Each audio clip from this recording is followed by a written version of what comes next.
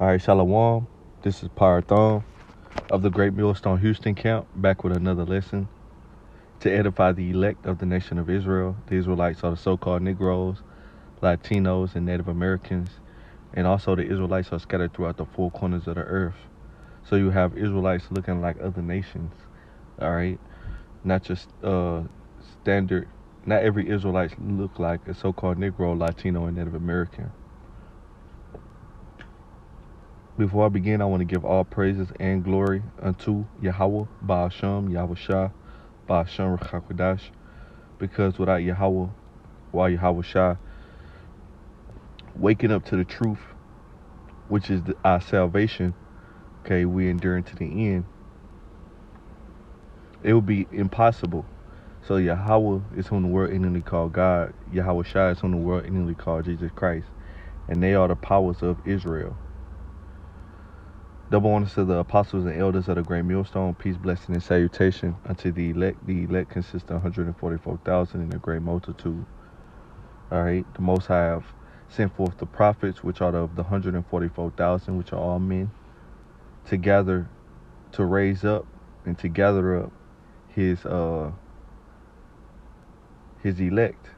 All right. So, in this lesson, I want to get to bondmen and bondwomen. Just the idea of slavery is taboo, right? Let's look up this word taboo real quick. Let's see. Taboo meaning. It's a social or religious custom prohibiting or forbidding discussion of a particular practice or forbidding association with a particular person, place, or thing. So slavery will be the thing, and taboo basically is socially forbidden. So it's like nobody wants to talk about it, okay? But slavery is alive. Everybody is a slave in the world to the elite Edomites, which the Edomites are the so-called white people, all right? And they have elite, meaning they have kings or dukes among them, all right? And these are the elite banking families that run the world, that control these different banks, the IMF, the Federal Reserve, the BSI, all right? These are the elite, all right, that fund the world government, these different governments of the world, okay?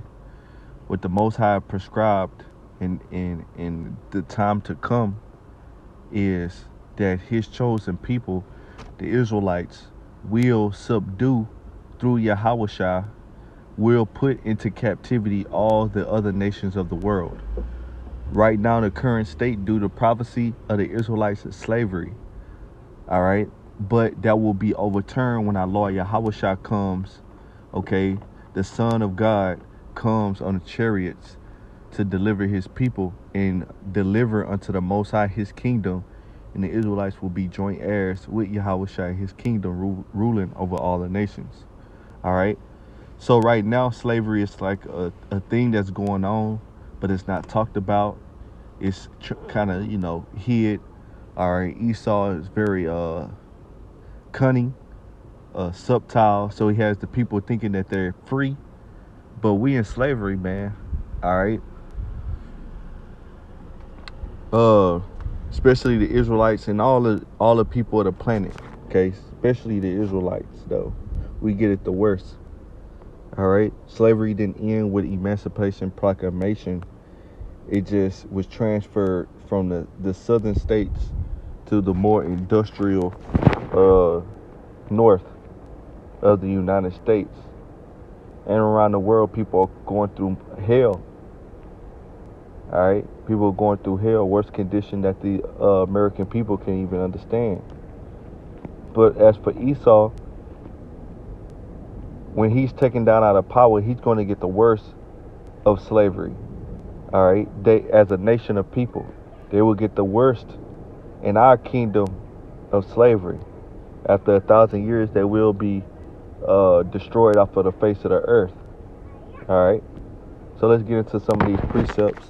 I have this word, bondman. Bondman is a servant. A servant is a slave. Let's continue to read. The bondman is from the Webster's 1824 dictionary. A man slave, or one bound to service without wages. All right. And that reminds me of what we went through, our forefathers. All right. Went through in this American slavery. Not just the Southern Kingdom, okay, the so-called Negroes, all right, but the Latinos and the Native Americans all suffered slavery under the Edomite nation for without wages, all right, without wages. That's prophesied in the scriptures, all right. So what I did was I started here in Leviticus chapter 25 and verse 44, and it reads, both thou bondmen and thou bond maids which thou shalt have shall be of the heathen which are round about you, of them shall ye buy bondmen and bondmaids. So this is Moses giving the law to the Israelites, which he received from the Most High Yahweh. All right. Leviticus 26 and 46. These are the statutes and judgments and laws which Yahweh made between him and the children of Israel in Mount Sinai by the hand of Moses. All right. So these laws was given to the children of Israel by the hand of Moses. Right. So let's go back to Leviticus 25 and 44, and it reads, both thou bondmen and bondmaids, slave men and slave women, which thou shalt have, shall be of the heathen that are round about you, meaning the other nations. Okay. So slavery is allowed in the scriptures. Okay. Slavery is acceptable in the scriptures. It's not outlawed. It's not prohibited. Okay. It's acceptable with the Most High. Now, a lot of Christians will say that's the Old Testament. Okay. Well, we're going to get some New Testament scriptures as well. All right. So let's continue. It says, of them shall ye buy bondmen and bondmaids. So let's think about what happened to the so-called Negroes. Were not the so-called Negroes put on auctioning blocks and bought and sold to other Edomites for bondmen and bondwomen? All right. Let's get it in the scriptures. Let's get it in the scriptures. It started with the transatlantic slave trade before the Negroes, the Southern Kingdom, could be brought to the Americas to be bought and sold. So let's start right there. This is Deuteronomy 28 and verse 15. And it reads, so I'm reading verse 15 to get context. But it shall come to pass, if thou wilt not hearken unto the voice of Yahweh thy God, to observe to do all his commandments and his statutes, which I command thee this day, that all these curses shall come upon thee and overtake thee. All right. So for being disobedient to our God, we will be put under a curse. All right. So let's get the verse of the curse that we be put under in these last days. This last days of the last days here in this beast system, this Edomite ran kingdom. Deuteronomy 28 and 68. And Yahweh shall bring thee into Egypt again with ships. So Yahweh will bring the nation of Israel, which this whole chapter is talking to, into Egypt again with ships.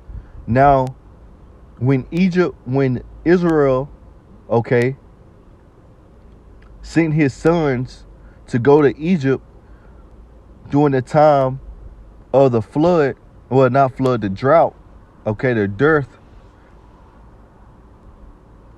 when Joseph was in the Egypt, second in command, did they have to get ships? No, they went in on feet.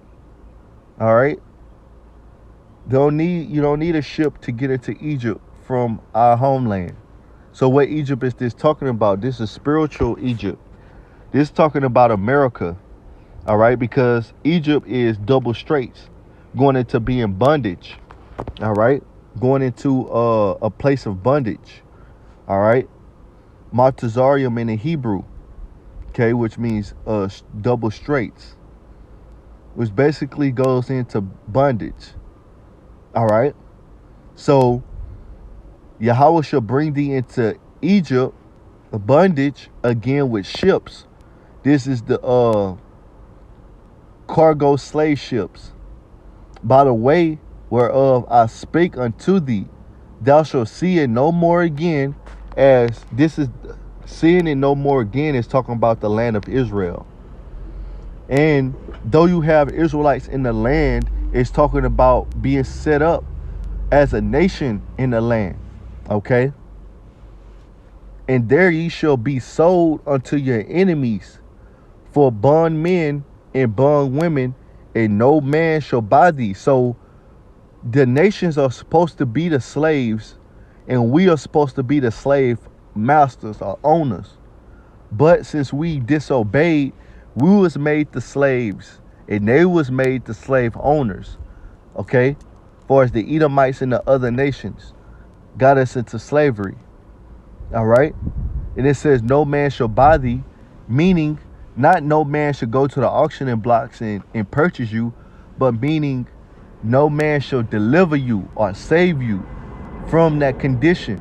All right, you had figures of the northern and southern kingdom here in America trying to so-called set the slaves free. Right? Let's go to Joel.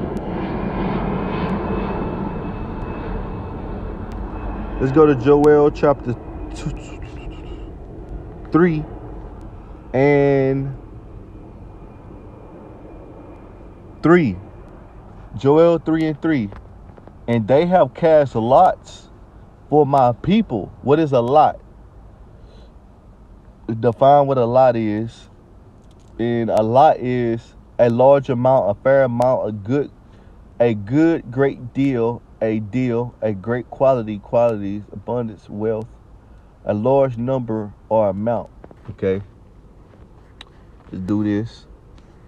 Hit the Strongs. Hit the lots. Okay. Garal. Okay. I'm going off to this first one I see. Garal, which is properly a pebble.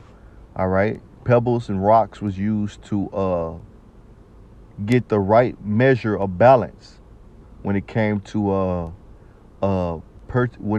purchasing commodity. That is a lot, a small stone being used for that purpose, figuratively, a portion or destiny as if determined by a lot. All right. So they have cast lots for my people, right? So they'll put a price on a slave. I have given and have given a boy for a harlot, and have sold a girl for wine that they may drink. So we was bargaining tools, used like animals. All right.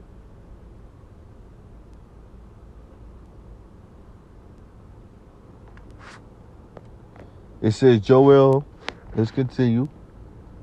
Joel 3 and 4, yea, and what have ye to do with me, O Tyre and Zidon, and all the coast of Palestine? So these Tyre and Zidon and all the coast of Palestine representing the other players that was that had a part in the transatlantic slave trade.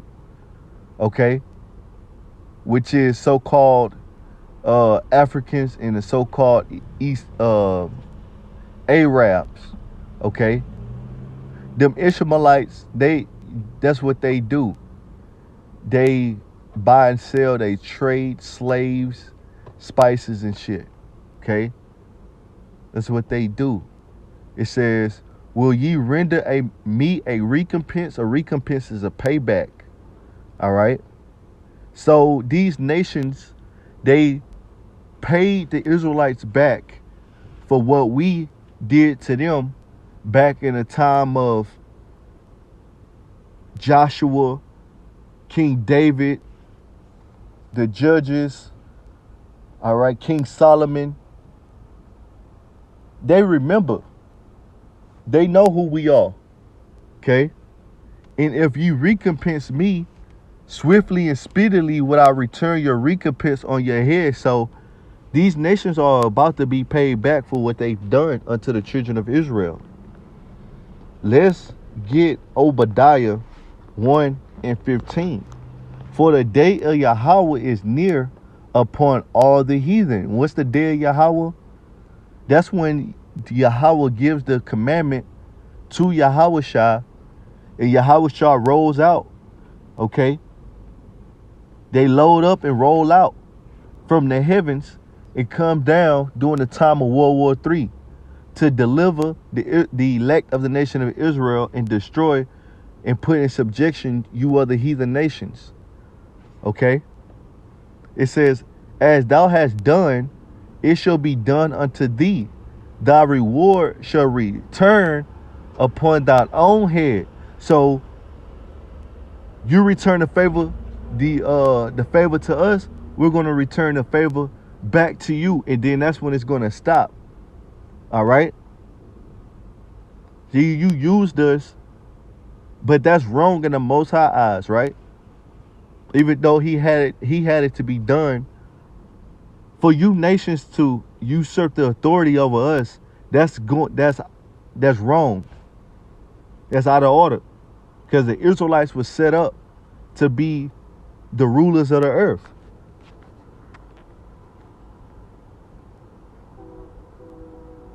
I understand how that could be confusing.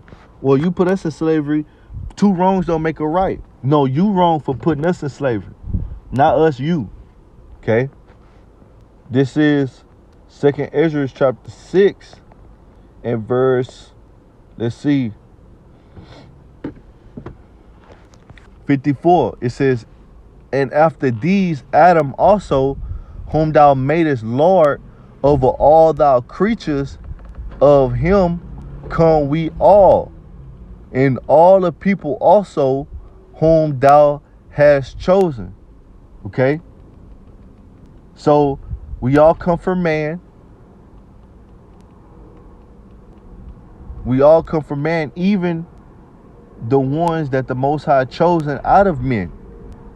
All this have I spoken before thee, O Lord, because thou madest the world for our sakes.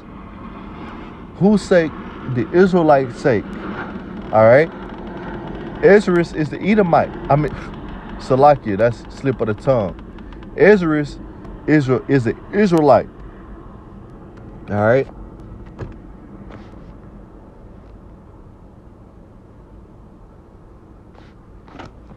Right. From the son of Aaron of the tribe of Levi, which was captive in the land of the Medes in the reign of Artaxerxes, king of the Persians. All right. This is 2nd Ezra 1 and 3. Right.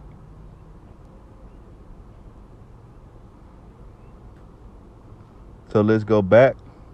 2nd Ezra chapter 6, 50 and 55. All this have I spoken before thee, O Lord, because thou madest the world for our sakes. Now, you think about that. The world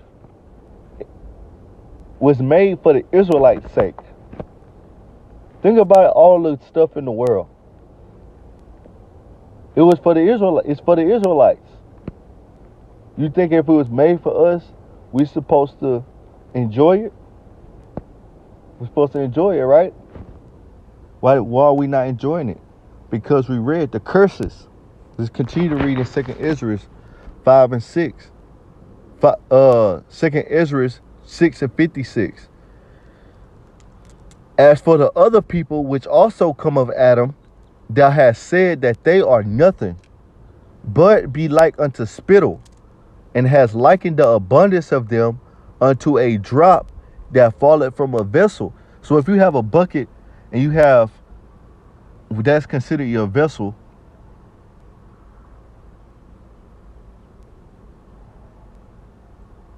and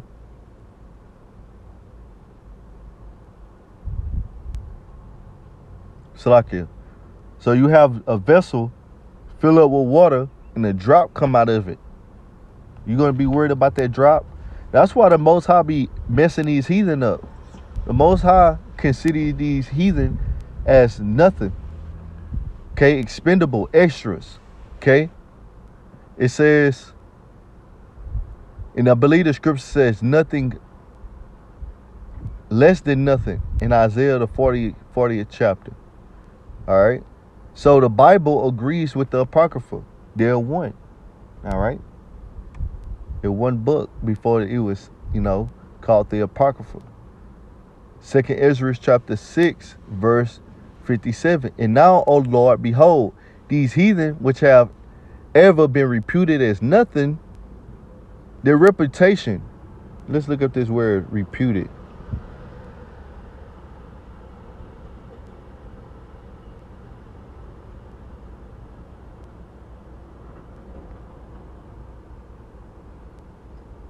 Right, when the Most High think of these nations, they're nothing to him. But the scripture says, which have ever been reputed as nothing, have begun to be lords over us and to devour us. How do they devour us? They kill us. They use us. They don't tell you the truth. They put lies and traps in front of you. Okay? To make sure you go off so they can have the advantage. But now we know that. So now we have the advantage through faith in the understanding of the truth of the Bible. And there's nothing they can do to take it away for the elect, from the elect. It says, if the world now be made for our sakes, why do we not possess an inheritance with the world? How long shall this endure? Well, it's about the end. Lamentations 4 and 21. It says, rejoice and be glad, O daughter of Edom, that dwellest in the land of Uz. The cup also shall pass through unto thee. Thou shalt be drunken and shall make thyself naked. Okay?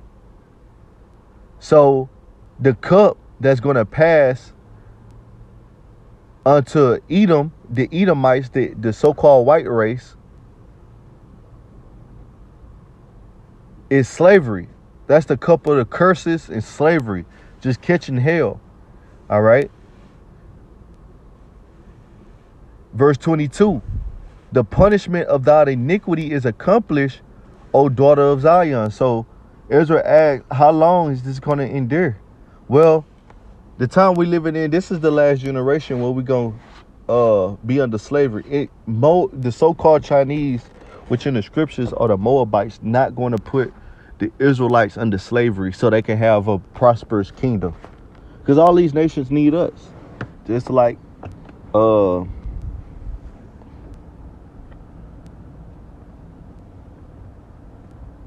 was his name in Genesis? Laban. Just like Laban, Laban needed Jacob. Right.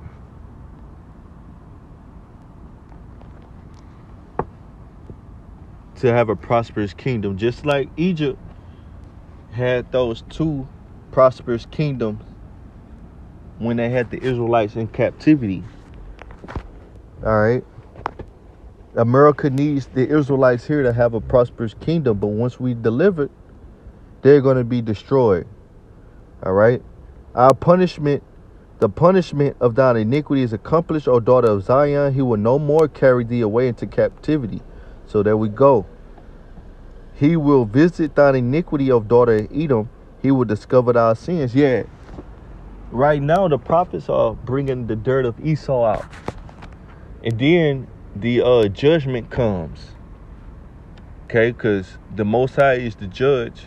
And in the court of law, the defendant is going to be judged by the law. Okay? Esau is the offender. He's being put on trial.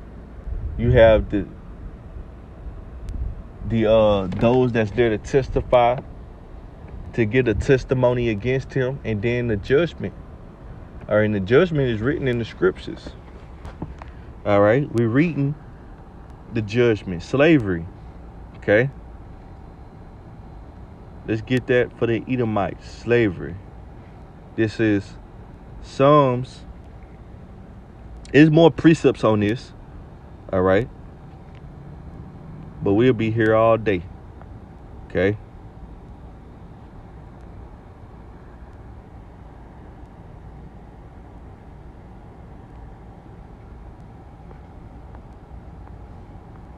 Let's see.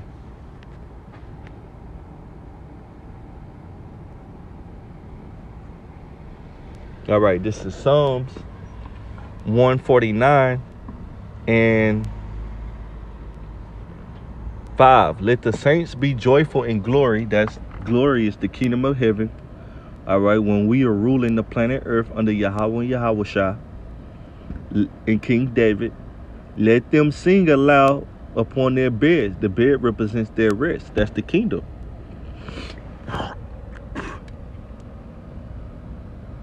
That's why, this place is opposite of rest.